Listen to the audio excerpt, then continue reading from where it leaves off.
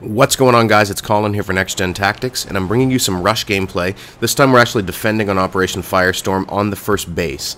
I wanted to use this video to talk a little bit about defending and maybe try and give some tips for beginners who are new to the Battlefield series, who are trying to get acclimated to how it plays and what they should be doing.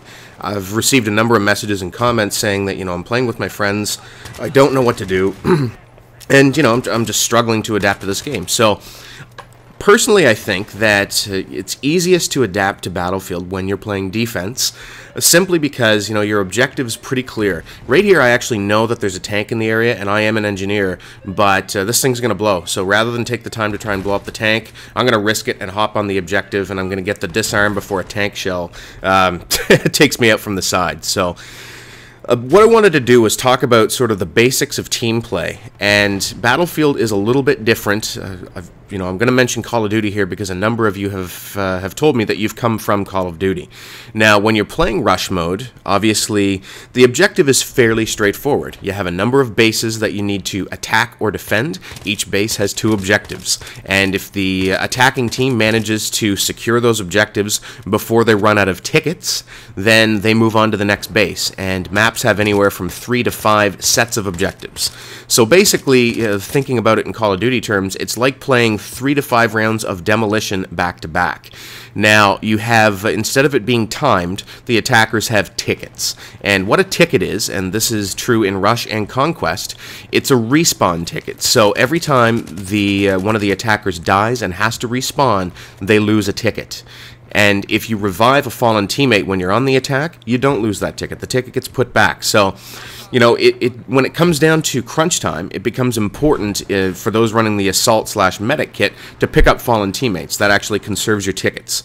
In Conquest, some of you have asked, how does Conquest work? There's a number of flags on the map, and if you hold the majority of the flags, then the other team bleeds tickets whether or not they're dying. They lose additional tickets when you kill them. So when you're actually playing Conquest, you want to hold the majority of the flags. You want to be getting the better of them in the combat. So, taking more lives than you give up, basically. And if you do those two things together, you're going to win the Conquest game. But it's more important to hold the majority of flags, because tickets bleed faster that way. So that's how the game types work roughly. I'm going to put out a strategy series that covers off all of this. But I'm running the engineer kit. I've also had some folks ask, what's my favorite kit? Engineer. And that's kind of because of the game types that I like to play.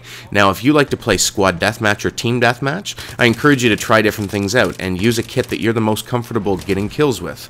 But I like to play Rush and Conquest. Now, in Conquest, it's very vehicle heavy. I find that Engineer is by far the most useful kit, and because of the unlock system, I like to work on one kit at a time until I get everything. I'm able to effectively use the Engineer kit attacking and defending on Rush, dealing with vehicles, and when I'm attacking, I use it to bust enemies out of strongholds, try and get up in their faces, because the carbines, the weapon selection on the Engineer kit is probably my favorite.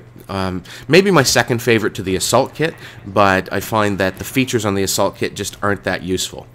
So now to talk about playing defense on Rush. Right here I'm going to repair that enemy tank and steal it, but I realize I have an EOD bot, so I want to actually back off and deploy that. Unfortunately, I get tagged, so I have to retreat. But when playing Rush, I've noticed that defending seems very straightforward. It's very clearly marked which objective you have to defend, but I've had a lot of teammates that, they just kind of run around willy-nilly trying to kill attackers, and that's not necessarily the best strategy, especially if the majority of your team are doing it, because you leave so many holes in your defense for them to flank around, sneak behind you, and take objectives. What I like to do if I'm not communicating with the majority of my team, because right here I'm playing with Hypermole against Bentley, so I'm only in communication with one teammate currently. I want to take up a slightly forward position so that I'm ahead of the station, because obviously, if you're behind the station, then the enemy can get way too close for comfort to the objective. I want to take up a forward position, but I also want to be in a location where I can retreat and sprint back to the MCOM station if it gets armed, which it does right here. So you always want to make sure you have time to get there, get the disarm, clear up any attackers. So yeah, that's what happens here. I'm actually out of ammo on my kit. I'm gonna worry about the disarm first because it's fairly well. Actually, this one is not that close to going off, but we'll deal with that business first, and then I'll find a kit on the ground to pick up. That's another thing that you want to take note of is, you know, if you're running low on ammo, then you can look around on the ground for weapons, you can pick them up, and when you pick up a weapon, you can't replace like a single weapon like you can in Call of Duty, you pick up the entire kit.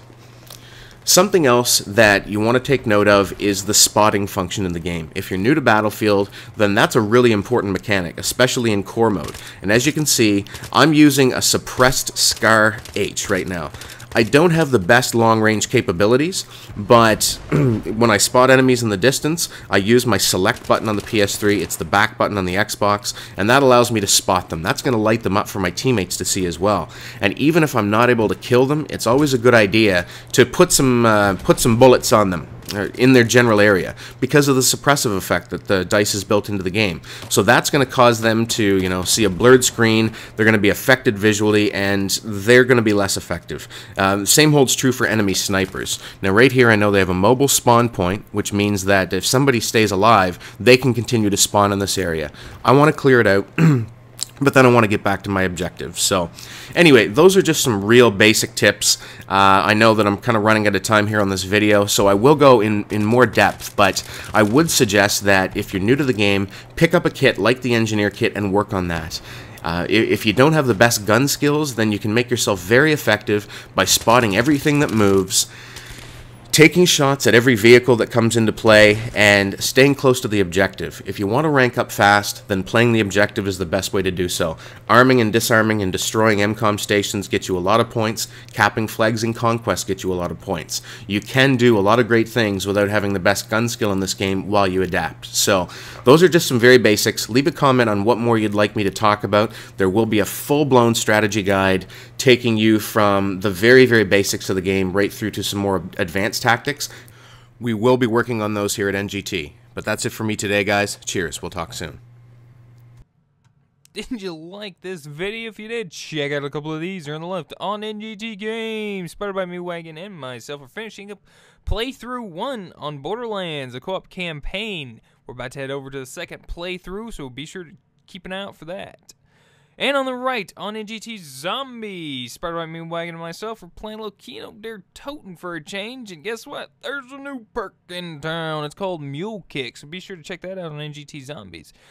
Be sure to click the corresponding thumbnails, watch the videos, and be sure to subscribe to NGT Games and NGT Zombies for more videos.